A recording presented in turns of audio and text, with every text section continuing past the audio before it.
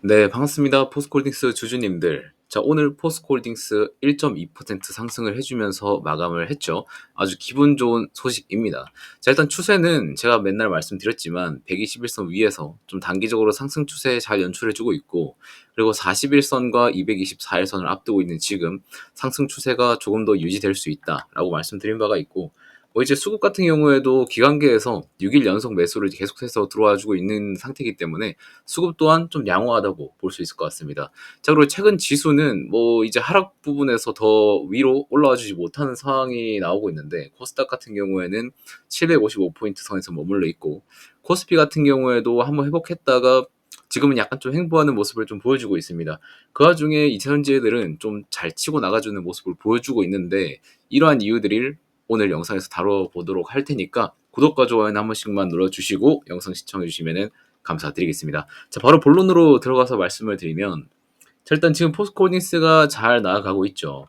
CATL이 리튬 공급 조절 선언한 이후로 지금 중국 탄산 리튬 선물 가격이 지금 단기 바닥권에 진입을 했습니다. 가격이 좀 더 빠지고 있지는 않아요. 여기서 이제 좀 머물러서 횡보하는 추세에 있는데, 단기 바닥권에 진입이 완료됐다고 보니까 이 미래의 가치, 미래의 탄산 리튬 선물의 가치가 상승을 하므로 주가도 같이 좀 동반 상승을 해주고 있는 모습을 보여주고 있습니다. 자, 포스코가 이제 리튬 이차전지 소재도 하고 있지만 이제 철강 사업도 하고 있죠. 철강 쪽으로는 그렇게 좀 눈에 띄는 반등 그런 여력은 좀 보이지는 않아요. 다만 지금은 리튬에 관한 내용으로 좀 오르고 있다는 거를 포인트로 가져가시면 될 것 같고요. 그리고 반도체는 빅사이클 이후로 완전 꺾임세까지는 아닌데 단기 꺾임이 나타났죠. SK하이닉스 주가만 봐도 단기 꺾임인 거는 분명히 확인이 가능합니다. 자, 그래서 이러한 꺾임 때문에 이천지로의 수급이 확산이 좀 일어나고 있는 상태예요. 그리고 우리가 좀 포인트로 알고 계셔야 될 게, 과거에는 반도체 그리고 2차전지 딱 두 개를 두고 봤을 때 반도체가 오르면 2차전지 내려가고 2차전지 오르면 반도체 내려가는 이러한 시소타기 장세가 좀 이어졌었는데, 최근에는 반도체나 2차전지 가릴 거 없이 같이 올라가는 경우도 많이 보입니다. 그래서 과거에는 시소타기 장세였지만 지금은 동반 상승하는 경우도 많기 때문에 이러한 논리는 지금 시장에서 좀 적용을 안 하셨으면 잠깐 보류해 두셨으면 좋겠다라는 말씀을 또 추가로 드리겠습니다.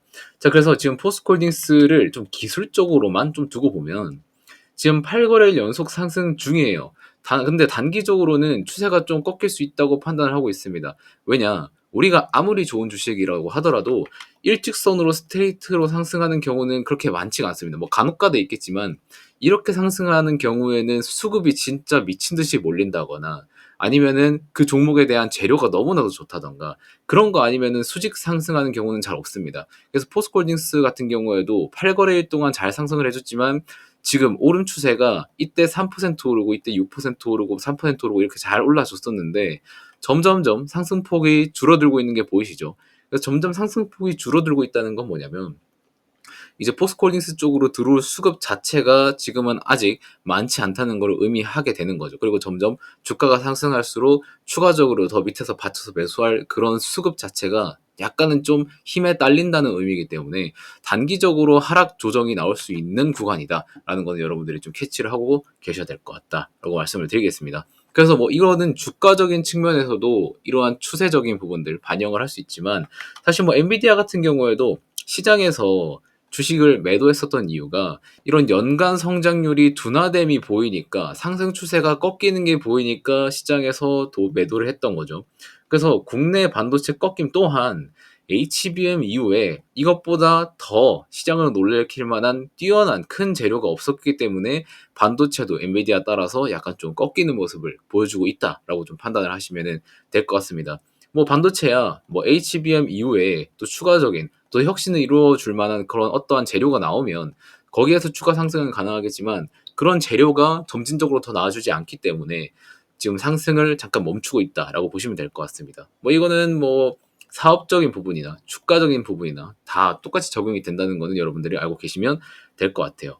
자, 그래서 방금 말씀드린 포스코홀딩스 기술적으로 단기 추세 꺾임 올 수 있는데 지금 상승률이 조금씩 축소되는 과정을 겪고 있어요. 하지만 우리는 또 다른 재료가 있다는 것을 간과하시면 안 됩니다. 그게 바로 뭐냐?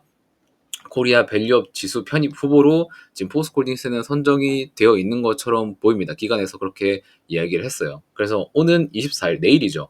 내일 KRX 코리아 밸류업 지수가 공개가 됩니다. 국내 100여 개의 종목에 포함될 예정인데 편입 후보 종목에는 이제 주주 환원율 높은 그리고 ROE가 높은 종목들이 많이 포함이 돼요. 그래서 금융주 중심으로 포함이 될 것으로 좀 전망을 하고 있는데 이제 자동차 그리고 경기 소비재 쪽으로는 포스코홀딩스를 비롯한 LG화학이나 그런 종목들이 후보군에 좀 올라와 있습니다. 자, 이러한 밸류업 지수 상장 이후에 연계된 상장 지수 펀드, ETF도 출시할 계획이 있다고 합니다.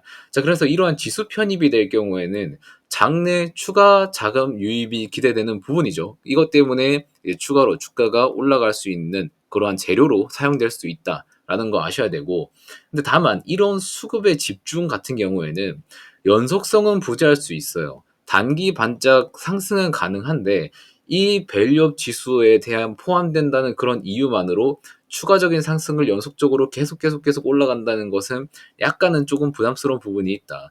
사실 이러한 수급 자체도 매수 한번 딱 한번 비중대로 땡기고 나면은 그 다음에 계속해서 들어올 수급이 있냐 없냐를 따져봤을 때 사실 비중만 채우고 나면 지수에 대한 비중만 채우고 나면 추가적인 매수는 안 들어올 수 있기 때문에 이러한 부분들은 연속성이 그렇게 크지 않을 수 있다라는 것들을 여러분들이 알고 계시면 될 것 같고, 자, 그리고 우리가 추가로 오늘 단독 뉴스로 하나 나온 게 있어요.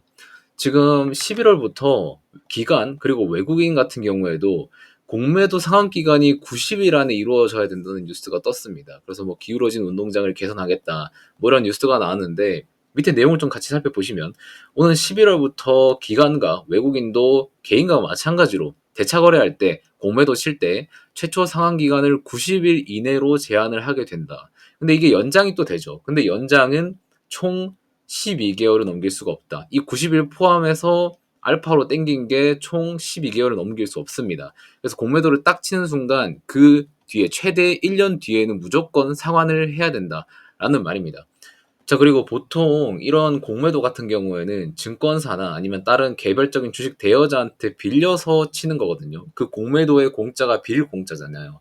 빌려서 매도를 치는 거기 때문에 이 두 주체에서 중도 상환을 요구하게 되면은 뭐 그 종목이 거래 정지나 상장 폐지 이런 특별한 경우가 아닐 경우에는 영업일 기준 사흘 안에 빌린 주식을 돌려줘야 합니다. 자, 그리고 중도 상환 요청이 낮 12시를 넘길 때는 반환일이 나을 까지 뭐 이건 중요한 건 아니고, 일단 우리가 이 포인트에서 중요한 건 뭐냐, 일단 기관과 외국인이 기존에 공매도를 칠 때 상환 기간이 무제한이었어요. 그래서 그냥 주가가 박살날 때까지만 들고 있어도 얘네들이 계속해서 공매도를 받기만 하면 얘네들한테 그렇게 큰 손해가 아니었단 말이에요. 근데 지금 이제 기관 투자자나 외국인 투자 같은 경우에도 90일 안에 상환을 무조건 해야 된다. 최대 1년 안에 상환을 해야 된다고 하면 우리가 이제 기대할 수 있는 거는 숏 커버링이 있죠. 숏 커버링을 기대를 해서 추가적인 상승 동력을 만들 수 있다. 이 포인트가 이 뉴스의 제일 중요한 포인트입니다. 그래서 기관과 외국인들한테만 치우쳤던 이 공매도에 대한 기준을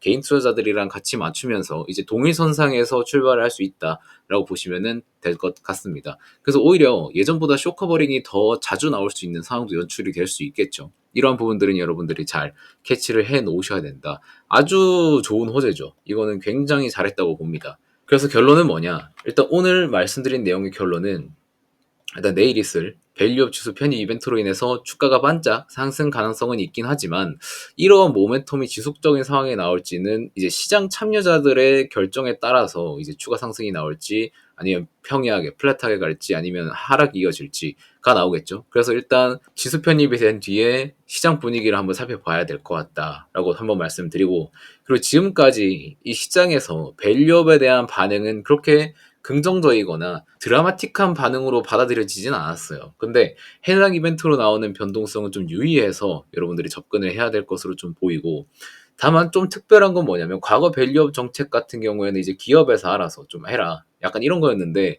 지금 밸류업 지수 편입 같은 경우에는 투자 자금 자체가 들어오는 ETF 상품도 만들어지고 지수에 편입이 되기 때문에 이러한 패시브 자금의 유입이 기대되는 건 사실입니다. 그래서 실제로 돈이 여러분들이 보유하고 있는 종목에 돈이 들어오는 거기 때문에 실질적인 그런 체감 지수로는 상승 체감이 더 뚜렷하게 나타날 수 있다. 이것만 좀 여러분들이 알고 계시면 될 것 같아요.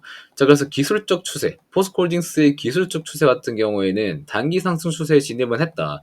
그리고 배터리 섹터 인식도 지금 환기가 잘 되고 있고, 주도주였던 반도체 같은 경우에는 살짝 단기간으로 저물어가는 추세이기 때문에 2차 전지 같은 경우에 중기 관점으로 반등 기대해 볼 만하고요. 그리고 이러한 공매도 상환 기간에 대한 제한 모멘텀도 같이 생겼기 때문에 추가적인 숏 커버링에 대한 모멘텀도 생겨날 수 있다. 이렇게 결론을 내리도록 하겠습니다.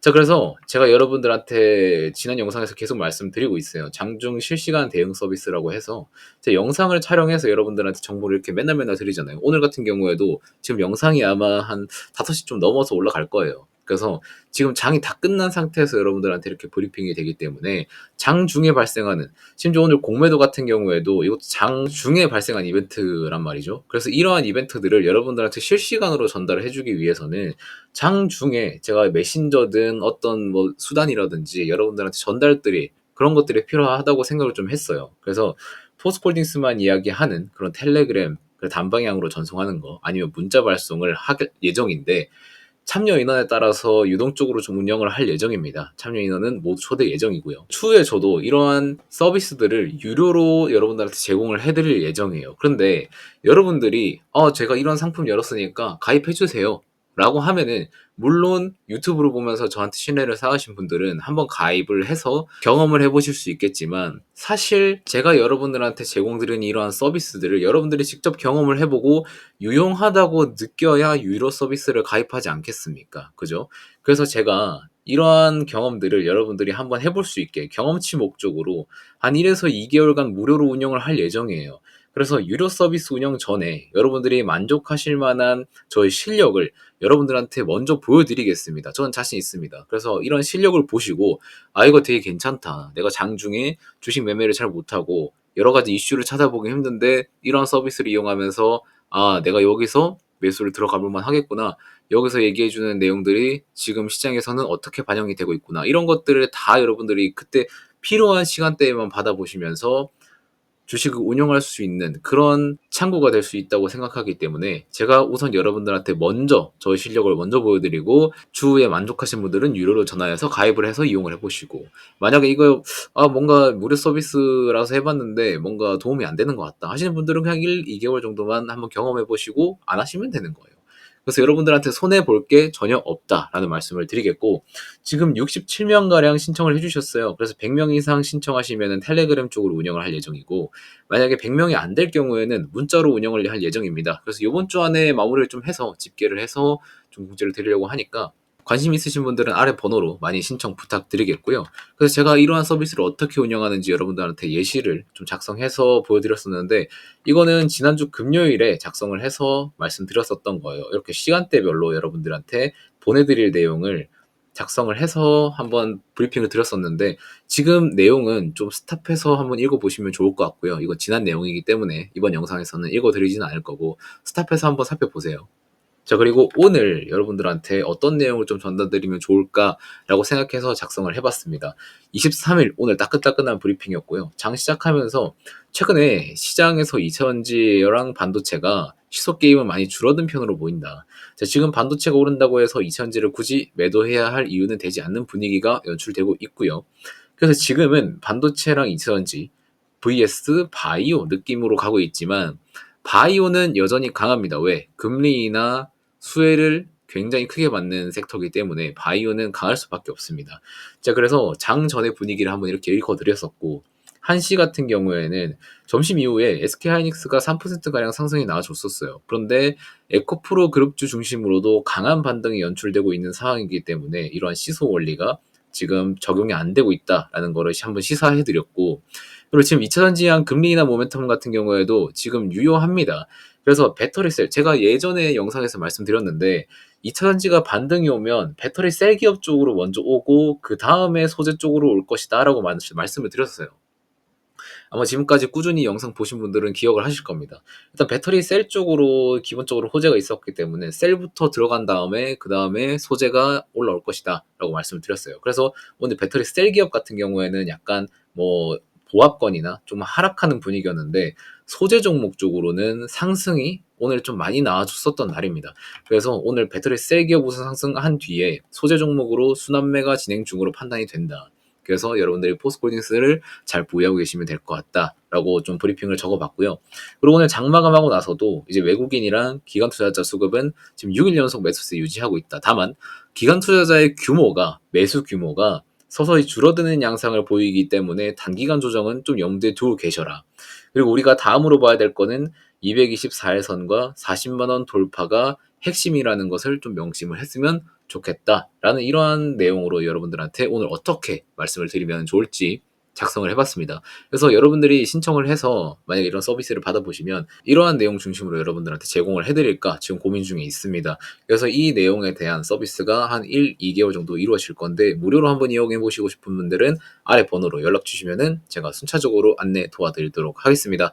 자, 지금 뭐 시장에 있는 매크로적인 이벤트들은 큼직큼직한 거는 다 지나갔어요. 그래서 이제 어떤 시장이 연출될지는 앞으로 좀 살펴봐야겠지만 2차전지 쪽으로 막 악재 시장이라던가 좀 안 좋은 시장이 연출될 거라고는 저는 생각을 그렇게 크게 하지 않습니다. 뭐 나올 수 있지만. 근데 단기간으로 반도체는 하락 추세에 있고 2차전지는 바닥 짚고 상승하는 그러한 센티먼트가 이루어져 있기 때문에 여러분들이 2차전지에 대해서 충분히 반등 가능성을 봐도 된다는 시점임을 말씀을 드리면서 저는 이번 영상 마무리하도록 하겠습니다. 그러면 내일 더 좋은 정보 가지고 여러분들 앞에 나타나도록 하겠습니다. 고맙습니다.